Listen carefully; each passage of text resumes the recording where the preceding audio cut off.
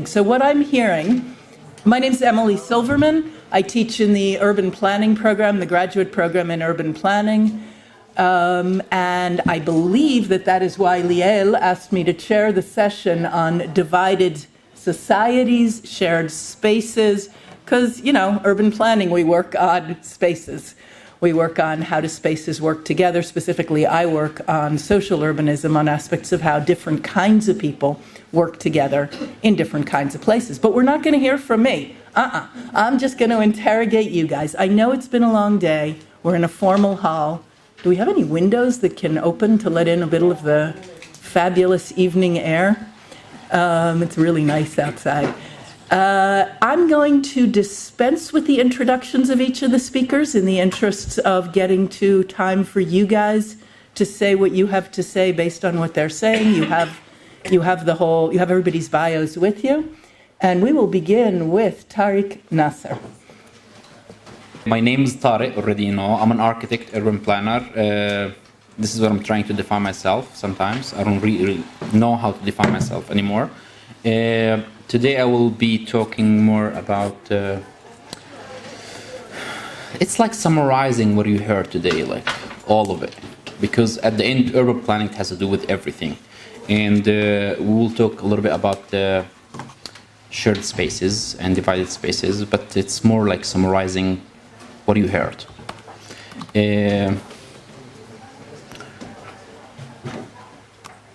This is really, I'm sorry but it's well designed, supposed to be like, but this is how really the history, and I took here a little bit about written from Shlomo Hasson. I think he's still teaching at the Hebrew University, the Department of Geography, that Jerusalem is really a city of many contrasts, and you already, I think, noticed that. So I'm not really going to talk, but this is how the history of it. It used to be like 4 quarters, Armenian, Muslims, Jewish, and Christian. And this is before it's at the British mandate, yeah. Unfortunately, I cannot see my presentation here, but let's try to. This is an urban background of Jerusalem chronology from 1840 till 2018. So you will see here, this is a work that I developed for one of the organizations here. It's called IPCRI, and I developed it for them, and then I used it to develop more. It's all about the demographic ratio, by the way. At the end, how to control the demographic ratio from 1967 till today. This is the summary of all the policies that have been implemented in Jerusalem from 1967 after the 6 Days War, after they took over East Jerusalem. And you will see, like, now we are in between 39.5%. Terminology, it's a big issue. Palestinian here, I'm going to say. Some people, they say Arab, some people, it's terminology, it's a big issue in Jerusalem. And to 69 something. So it's, so you'll see how even, and one of the questions actually I received, I was in Tunisia, it's about what's the Jordanian government did when they took over from 1948 till 1997, because, 1948, the eastern part was under the Jordanian government till the 1967. And I came back from this conference because this question was really hard. Did they expand the municipal border under the Jordanian for Jerusalem between this period? And unfortunately, there was no development somehow. So I'm not going to talk more about it, but this is the urban chronology. Here you will see somehow the summarizing of the whole thing. This is I tried to summarize it. Like from 1907, 6 Days War here, till the 2019, this is most of, like, the beginning first, there was no planning, then land confiscations and offering Israeli ship, and then Israeli settlements started to appear directly after the occupied the eastern part. So, You will see that in the next slide. So building permits, segregations more and more because they built the Israeli settlement between the villages. It used to be villages, all those areas beyond the old city wall, you know. So they built all the Israeli settlements in order to make segregation more and more and fragmentation. You will see unlicensed, I call it unlicensed building, I don't call it illegal. Terminology, it's a big issue again. Missing leadership started to appear after 2002 when Faisal Husseini died. Lack of public spaces started to appear more after the separation wall, more and more, because when they built the separation wall in 2002, they started from the north and the south of the country. But the separation wall started to appear, they started to see it in 2005 in Jerusalem. So they started to move back again because they want to keep the residency status. Me, as Jerusalemites, I have a permanent residency status, as already told you, I think. So, okay, I'm gonna continue maybe here. So it's missing leadership. It's one of the big issue right now. More and more segregations, lack of public spaces, shortage of housing, a lot of shortage of housing, because there is no master planning. Did you see from 1907 there was no master planning, no planning. Okay, so this is a map. You will see this is just a small. I'm sorry here. Yeah. So this is Al-Isawiya. This is the Isawiya, the one you see here. When you go up and you look at this side, it's Isawiya. So you will see the informalities. And if we go back to define, to clarify what the definition of informalities through the UN Habitat or whatever, like I see it as an informality, and people that are living there, they see it as an informal areas. There is lack of public spaces, there is no vacant lands, there is no master planning. We're talking about between 25 to 30% of East Jerusalem residential units has demolition order that can be occurred at any events as a kind of a punishment, unfortunately. So this is East Jerusalem. You'll see here this color, it's more the Palestinian, the Israeli here. Those Israeli settlements started to appear exactly after in the beginning of 1970s. So after the 6 Days War, the first things started is the Israeli settlements in East Jerusalem. After that, they started in West Bank, like Ma'ale Dumim and all other settlements. So now this is for example, Bisgat Ze'ev. You will see here you can see still the green element, the prototypes, the structure of the urban texture, the tissue here, and here you will see the informalities of East Jerusalem. So this is somehow the different urban tissues between East and West. Even Bisgat Ze'ev, by the way, in East Jerusalem. Look at it; it's in the eastern side. Here I will talk more about. I try as much as I can to see what is really the short spaces. And here I will go more to talk about Dr. Malka, what she said, because you will see that most of for example, this is the short spaces. Short spaces, most of it in West Jerusalem. It's like Malcha Mall, the Kinyon, the malls, the shopping centers. You will see even it's all about economic at the end.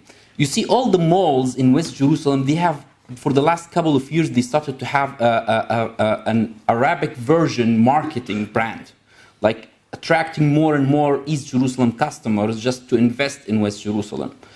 The last year just started, there is a new mall started in Natarot, in the eastern side. And I just found out in one of the Sur Baher, there is in the north side here, southern side here, I'm sorry, they will build a new mall for Rami Levi as well. They have a land. So investors, West Jerusalem investors, they're investing in East Jerusalem as malls and all just for economy, just to get more economic benefits. And of course, the employees and the workers, and we'll talk about that, most of them will be from East Jerusalem. So this is a shared space, and the other shared space is healthcare and West Jerusalem, of course, as well. So you will, I mean, like there are three Palestinian or local hospitals in East Jerusalem. Maqasid, Muttala, they are located and they are not Israeli, they're not related, but they, of course, under the Ministry of Health. It's really hard to see like an Israeli going to get treatment in the eastern side. But, you know, all others, from East Jerusalem, they go to West Jerusalem. So you'll see even here that's why here we have this location, so you can see exactly where they are meeting, in west or east. The other one, it's I can say it's a shared spaces, the dynamic shared spaces. All the public transportation, like the Rekevet right now, the light trail, light rail, and when they started, and then in 2015 there was an event of. And when they burned one of the Palestinians' kid, Muhammad Bukhdair, the first thing that East Jerusalem, because the public transportation, the train here, it touched only small part of East Jerusalem, not just because they want to serve East Jerusalem, I'm really sorry to say that, but because they want to serve Besgat Ze'ev and they want to serve other Israeli settlements in East Jerusalem, so they need to go through Shafat and Beit Hanina, like areas in East Jerusalem. And the first thing they did, the Palestinians in East Jerusalem, when after what happened of burning the kid, they destroyed the station. And it was a lot of mess in this area. So this is a kind of a dynamic, which is scary sometimes. It depends on the event, the atmosphere of the city or the whole area. I know people, they don't use it when they heard something that happened between, you know, like a conflict or something. They don't go to use it from eastern side. So this is a kind of a local local transportation, as Niveen described. We have two different systems, really. This is how the bus looks, going to Isawiya, to East Jerusalem neighborhood. And this is the Israeli system, public transportation, that it's used by the East Jerusalemites, the Palestinian East Jerusalem, but they don't prefer to use it. I know a lot of drivers, like Palestinians from East Jerusalem, they drive those Egged, you know, the public transportation, and they got beaten, they got broken leg, because they, you know, like the Israeli, sometimes they see the driver, he's a Palestinian, so they will hit him. I know a friend of mine, actually. He's a bus driver, and he stayed 2 months in a house. So this is a kind of a dynamic. Here we're talking about entertainment. As you already know, that missing a lot of public facilities, parks, green areas in East Jerusalem because of many reasons. You will see like the zoo. The zoo, it's really neutral somehow. Many people, they go there. They don't interact between them. I mean, from Palestinians going to the zoo and West Jerusalem. So you will see families like with hijab, and you will see others. They're just having fun, looking at monkeys and stuff like that. And but it's not really they don't interact somehow. But you will see even all the areas, it's just in West Jerusalem. Zoo, parks. I know some initiatives they try to create a kind of a joint event for example in Teddy Kolik Park, Teddy in West Jerusalem. It's on the edge. Yeah. Yeah. So they try to do like some kind of a joint event, but believe it or not, to face the truth, it's fake. I don't believe in any activities on the community level or like on a community level between both sides right now, because it's we're just imposing. We're trying to impose, but maybe you can just create a kind of a tools or an elements that can be in those public spaces that can create this interaction, but without imposing activities and bringing people together. They don't want to be together, maybe. Nobody knows. So another issue here, we're talking about workers, a lot of workers. So they are meeting, they have the shared spaces, whatever. But you'll see this picture, it's bigger than all other pictures. Low career levels, let's say, in West Jerusalem. So you'll see all the Nikion, the cleaners, all of them, most of them, they are from East Jerusalem. Now they are like the number of engineering started to increase more. Number of high-tech. This is my cousin, for example. He works at Intel, so they do things together. So the high-tech as well is trying to bring, because it's an international brand, international companies. Either if it's in Tel Aviv or whatever, like they work together because at the end, it's a computer language, which is good. Mainly it's a big issue of low career, and I think the government is trying very hard. I can see that, by the way. I don't have time. 1 minute. Wow. Okay. Students, a lot of students now. It's growing, increasing, especially at the Hebrew University where we are here, and in other college like Israeli college, and I don't have that hope of master planning, but I have hope in small initiatives. So we did placemaking projects, and you will see a lot of stakeholders involved. You see like Eden, the Hebrew University, the Urban Clinic, and you see like many of them, and end up creating even our own initiatives. So people, they will never know it's a money-wise comes from the municipality, except if they ask. This is how we work in observation, visioning ideas, design, implementation, community initiatives. We created a tool that we have to define who's our stakeholders. If we have Israeli within 250 meters radius of this initiative that we'll do, we have to take care of all religious, cultural, language values for those minorities. Here in Ibn Jubayr, for example, very close, we have Israeli settlers living in Sheikh Jarrah. If you put calligraphy like Arabic, English, it will be destroyed, and it happened. You didn't put Hebrew.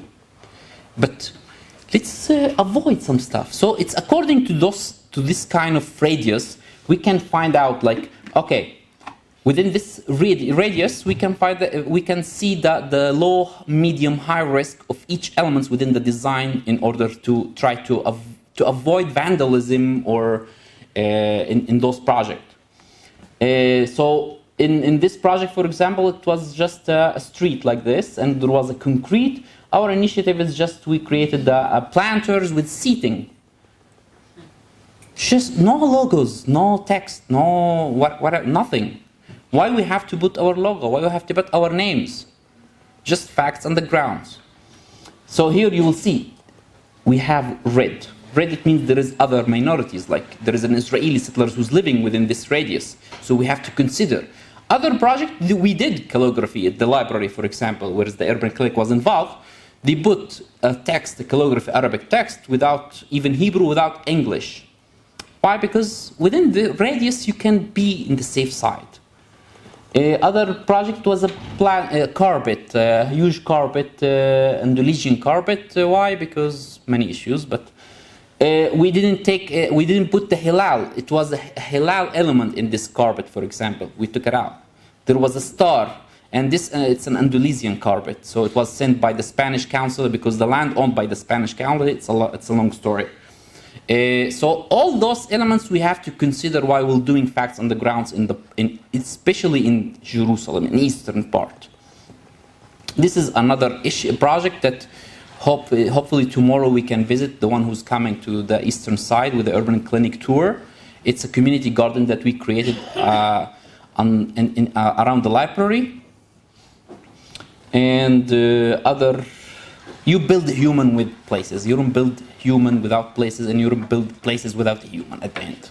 This is how because this is me. I was having fun.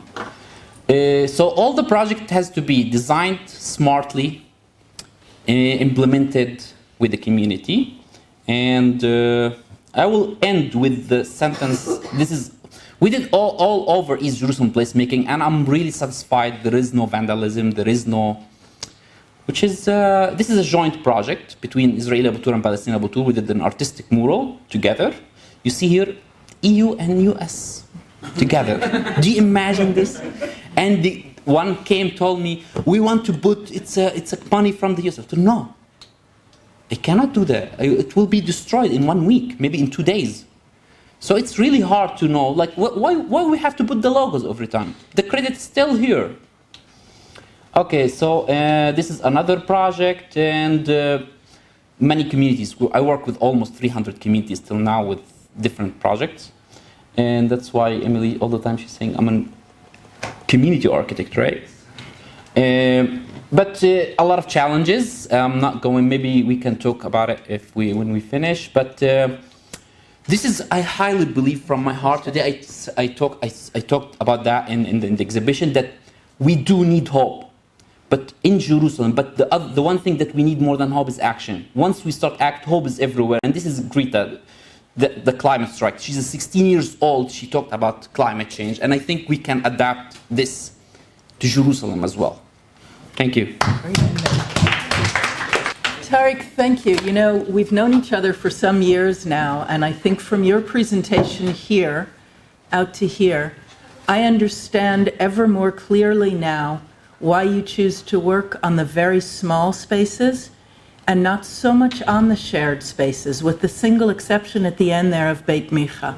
I think what you showed us is that in the spaces where there is both of these populations, they start always from a segregated system, whether it's our segregated transport or our different sets of hospitals or our different sets of markets and shopping. And the shared space, or the spaces where we interact together, you showed us, are all on the western side, are all on the Israeli side of Jerusalem.